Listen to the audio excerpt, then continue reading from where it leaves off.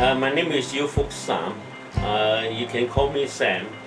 I'm 67 years old. Originally, I'm from Malaysia. Sam is one of the UK's many asylum seekers who are unable to return to their home country because of their sexuality.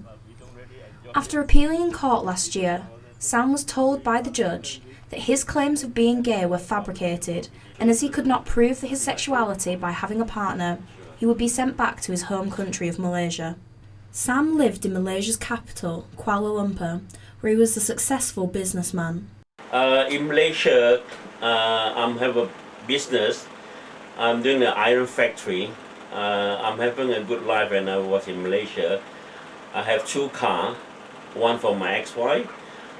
We have 2 houses, one we rent it out and one we stay. He had a wife and 2 children, but was living a double life and constantly had to hide his sexuality from his family and the rest of society. As soon as his wife found out she was gay, she left him, taking both his children and all of his money with her. He hasn't seen his family since. So if you could say anything to your family, your wife and your children, what would it be? I will tell my children I'm very sorry. I didn't apologize. I didn't tell your mom that I'm gay, but I still love you. Officially an Islamic state, Malaysia is one of 73 countries around the world where it is a crime to be gay. In 1998, Malaysian politician Anwar Ibrahim was arrested and sentenced to 9 years in prison for sodomy. He was brutally beaten whilst in police custody and kept in solitary confinement until eventually being released in 2004. If he is made to return to Malaysia, Sam faces 20 years in prison and even public whippings. If they were to deport me back to Malaysia, they will put me in prison plus the public whipping for 40 years to 20 years. They will torture me. I will tell them I would better to die here and suicide instead. Deport me back to Malaysia. In 2005, Sam came to the UK in search of a life where he could be his true self. And after living and working here for 11 years, he unfortunately lost his passport. When he could not provide a valid form of ID to immigration, he was arrested and sent to a detention centre for 10 months. Sam was eventually released, granted asylum seeker status and sent to live in Liverpool. Liverpool has one of the highest refugee populations in the country, with an estimated ratio of 1 asylum seeker for every 300 people. Prohibited from working, asylum seekers are left to live of just £36 per week, an amount that leaves little left over after the essentials. But this doesn't stop Sam. He spends his days at the gym, studying at college, and dedicates a great deal of his time to the church.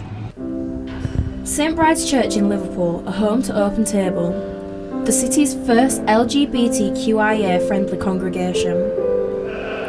The St Bride's community have been a huge part in Sam's fight to stay in the UK. The church's LGBTQIA facilitator, Warren, and his husband Kieran decided to begin an online petition in support of Sam. We felt we had to do something, but what could we do? You know, he'd lost his last legal right of appeal. So we thought this was a way of gaining a little bit of attention to what he was going through as we looked at what other possible options were. So we launched this petition as we'd seen others who'd done something similar.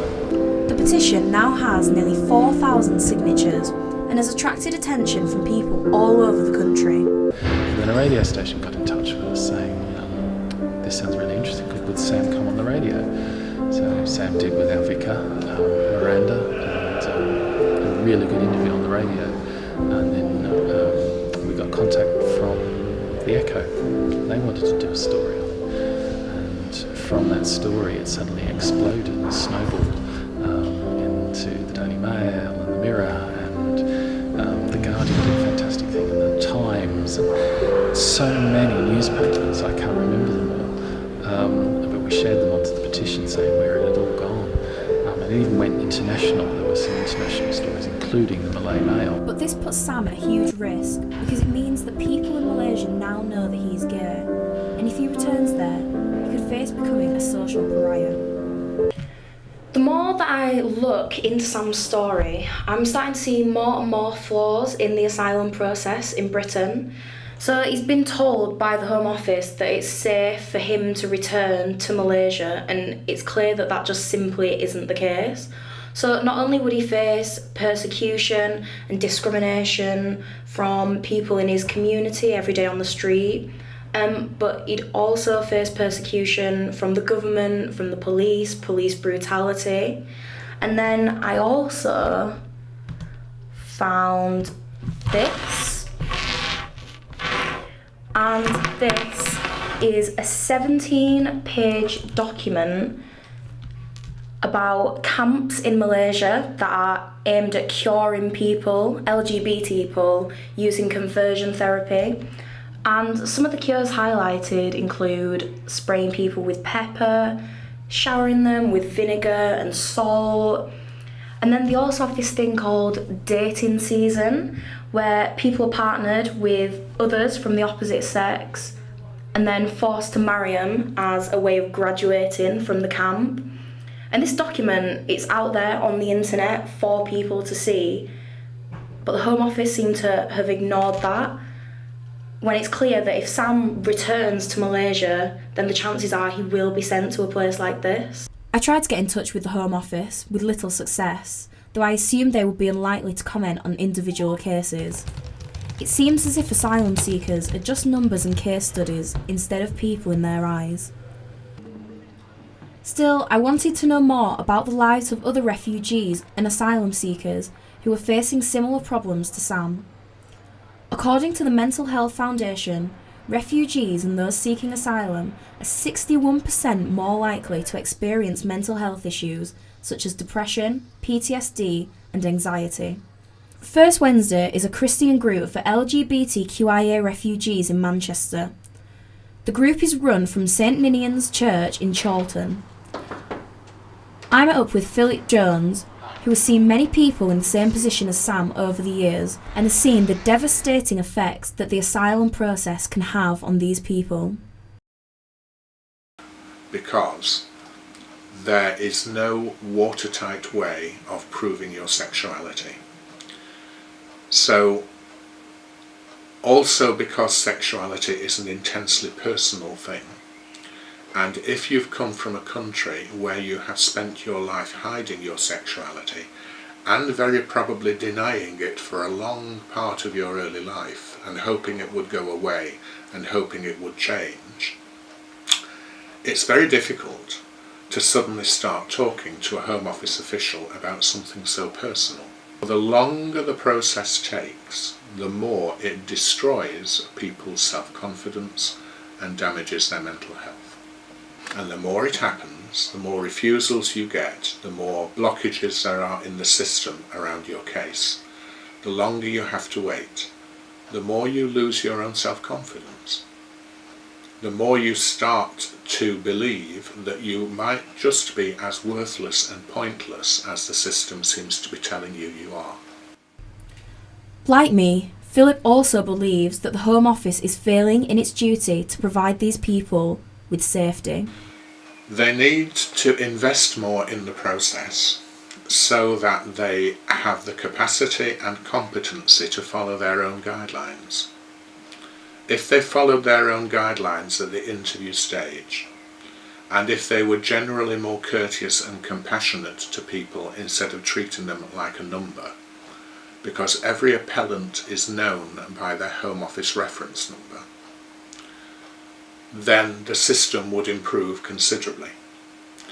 Also, as well as investing in the process, there has been a chipping away over the last 10 years at least of investment in legal services in support of people seeking asylum. But the Home Office choose not to listen because there is no political capital in supporting asylum processes. Whilst I was in Manchester, Sam received some promising news from the Home Office and he was excited to share it with me. So can you tell me about the letter that you got this morning? Oh, I was so excited when the post lady came in and put a letter and straight away opened it. Oh, surprise, it's good news. So at least I got my submission on the 23rd of July. at 10:15. So they asked me to bring all the original document and full photo passport. It's good when I did ask my solicitor if they ask for your passport photo, it is good. So the chances of getting the status is very good.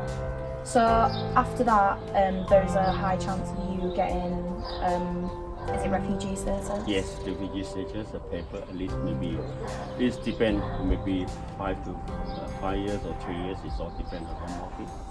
And what would that mean to you to get that refugee status? Oh, great, absolutely great. Sam's future remains unclear, and all he can do now is wait. Whilst he remains optimistic, for so many other asylum seekers in his position, it is easy to lose hope.